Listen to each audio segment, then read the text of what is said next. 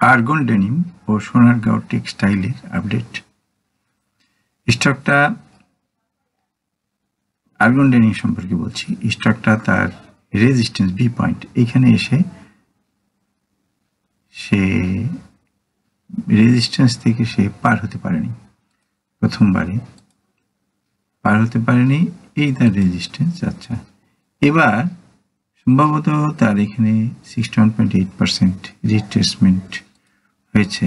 আমি সেই রিট্রেসমেন্টটা দেখার চেষ্টা করি। এটা আমি বলবো 61.8% আর 786 এর মাঝখানে, তবে ম্যাক্সিমাম ডিস্টেন্সটা 61.8% আমাকে ধরতে হবে, কারণ এটা 61.8% এর দিকে ঝুঁকেছে বেশি। আচ্ছা, এখন আমি এটাকে এখান থেকে আউট করে দিই।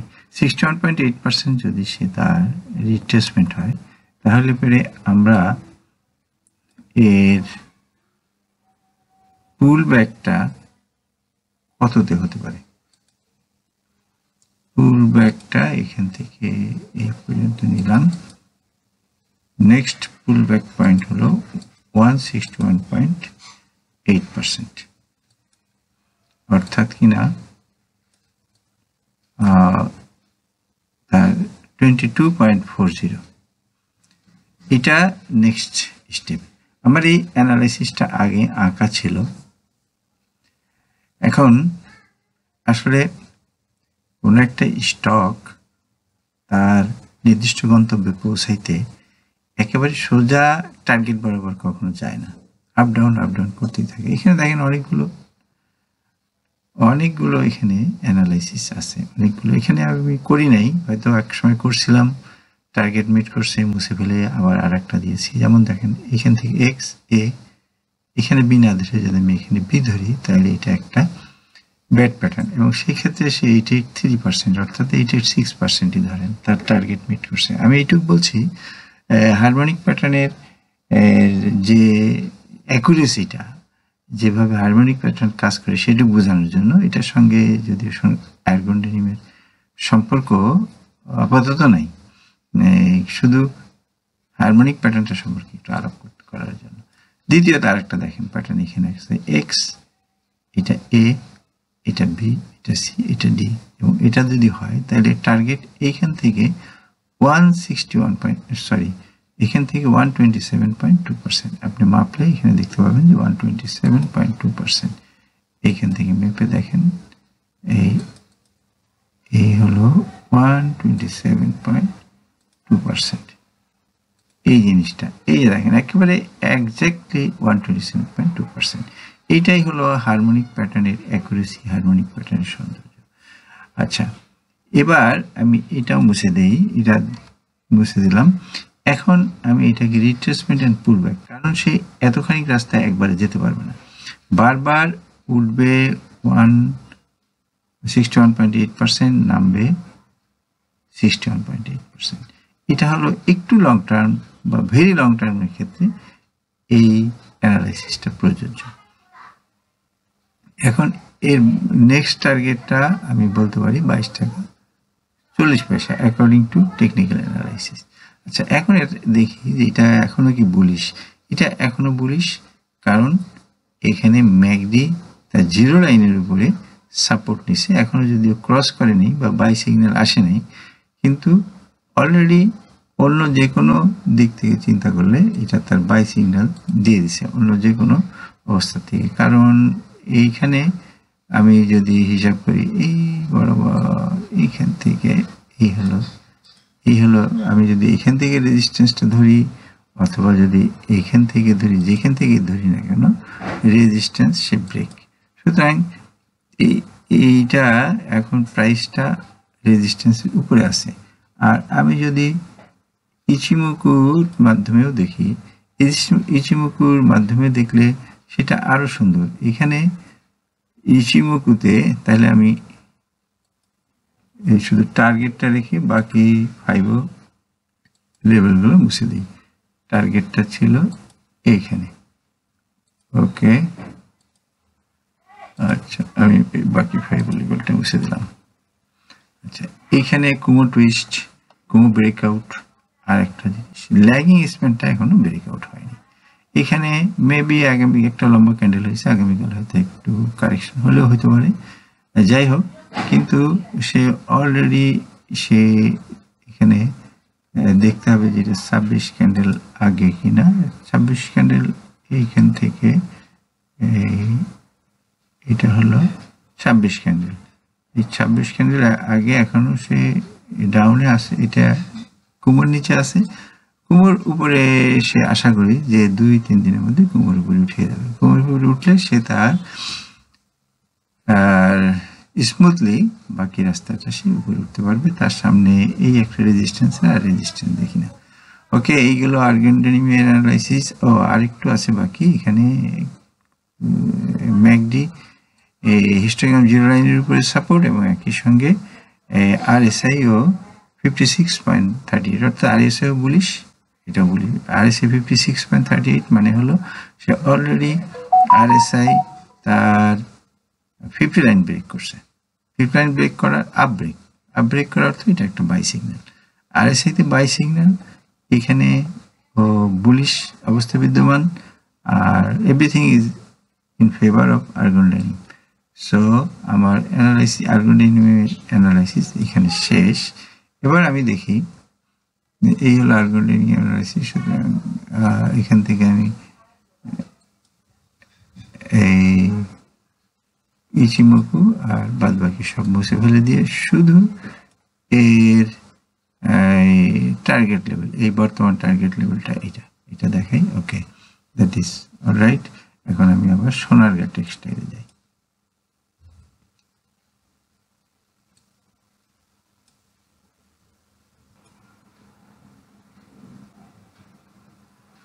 এখন আমরা দেখি সোনারগাঁও টেক্সটাইলটা বুলিশ কিনা এবং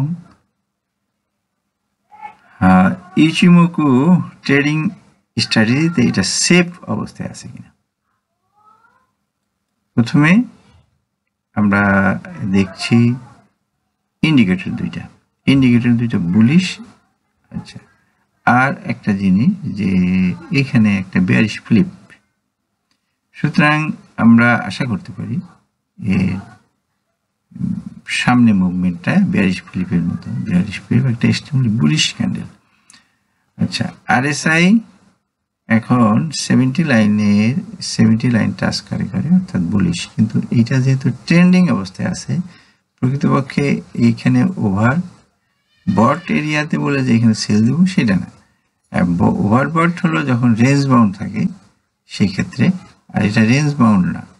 এটা হলো এখন আমরা আশা করবো যে এটা যেন তার উপরে ওঠে, আরএসআই 70-র উপরে উঠে। 70-র উপরে উঠলে সাধারণত প্রফিটটা আসে 70-র উপর থেকে। আচ্ছা, এই হলো এখন দেখলাম আমরা ইন্ডিকেটরের সাহায্যে। এখন ইচিমোকু স্ট্র্যাটেজিতে কি বলে? ইচিমোকু স্ট্র্যাটেজিতে এটা খুব রেয়ার, এখন বর্তমান মার্কেট কন্ডিশনে খুব কম স্টকই আছে যেগুলা কুমোর টুইস্ট করছে, প্রাইস ব্রেকআউট হয়েছে এবং সেই সঙ্গে ল্যাগিং স্প্যানও ব্রেকআউট হয়েছে। এই তিনটা কন্ডিশন একসাথে হওয়ার মতো স্টক মার্কেটে এখন খুব একটা নাই বললেই চলে। ইভেন আমাদের ইন্ডেক্সও কুমোর নিচে পড়ে আছে, অর্থাৎ এক্সট্রিমলি বুলিশ কন্ডিশনে আছে। এইটা সোনারগাঁ টেক্সটাইলটা সেই হিসাবে অনেক মানে বলতে পারেন যে মনে হয় আর 2-3টা স্টক আছে যা এই 3টা কন্ডিশন ফিল আপ করছে। এটা একটা এক্সট্রিমলি বুলিশ কন্ডিশন। ওকে, তাহলে এখন আমরা ইন্ডিকেটরগুলোকে এখান থেকে আউট করে দিই, দরকার নেই এখন ইন্ডিকেটর। আমরা কুমো তো টেস্ট হলোই, এখন কুমোর থেকে আমরা বের হয়ে যাই। কুমো বা ইচিমোকু, কুমো অথবা ইচিমোকু। এখন আমরা দেখি এটার আর এই হারমোনিক প্যাটার্নের এটা কি অবস্থা। হারমোনিক প্যাটার্নে আমি একটু সংক্ষিপ্ত জায়গার মধ্যে রাখার জন্য আমি এটাকে 2 ডেজ ভিউতে আসি। 2 ডেজ ভিউতে আমি এখন যদি এটাকে দেখি এবং এটা যদি অ্যানালাইসিস করি তাহলে আমরা এটা দেখতে পাবো। হ্যাঁ, এই হলো সোনারগাঁ টেক্সটাইলের হারমোনিক প্যাটার্ন। এই হারমোনিক প্যাটার্ন যেহেতু এ অপেক্ষা সি নিচে, আমরা এটাকে দুটো প্যাটার্নের মধ্যে আনতে পারি, একটা হলো শার্ক আর একটা হলো সাইফার। তো এটাকে শার্কের পসিবিলিটিটাই এখানে একটু বেশি, বিশেষত বি পয়েন্টের কারণে। আর আমরা কোনো সময় যদি দুইটা প্যাটার্ন দেখি, আমরা প্রথমে এই যেটার টার্গেট খুব কম আমরা সেটা নিব ফর সেফটি। যদি প্রথম টার্গেটটা মিট করে তাহলে আমরা দ্বিতীয় টার্গেটে যাব। যদি এটা সাইফার প্যাটার্নের দিকে, শার্ক প্যাটার্নের দিকে চলে যায়, তাহলে এখানে 113% মেবি 47.90 বা 4850 হতে পারে। তো সুতরাং আমরা আগেই লং ডিস্টেন্স টার্গেট নিব না, কারণ মার্কেটের কন্ডিশন এবং নিজের সেফটি, মানি ম্যানেজমেন্ট ইত্যাদি নানান কিছু বিবেচনা করে আমরা সাধারণত ছোট টার্গেটটা নিব। তো ছোট টার্গেট হিসাবে তার এই হলো ডি পয়েন্ট, এবং তার সামনে কিন্তু এখনো একটা রেজিস্ট্যান্স আছে, সেটা হলো এই বি পয়েন্ট, এই হলো বি পয়েন্ট, এই একটা রেজিস্ট্যান্স তার সামনে এখনো আছে। আচ্ছা, আর আরো একটা রেজিস্ট্যান্স, সে হয়তো এটা খুব শিগগিরই সে ভেঙে ফেলতে পারে। এইখান থেকে এই হলো, বোঝা যাচ্ছে যে এটা একটা রেজিস্ট্যান্সের নিচে আছে, এবং এটাকে সে ভাঙলে তারপরে আবার এটাকে ভাঙবে, তারপরে আবার এখান থেকে উঠতে উঠতে যে এটা ফ্লোর প্রাইস।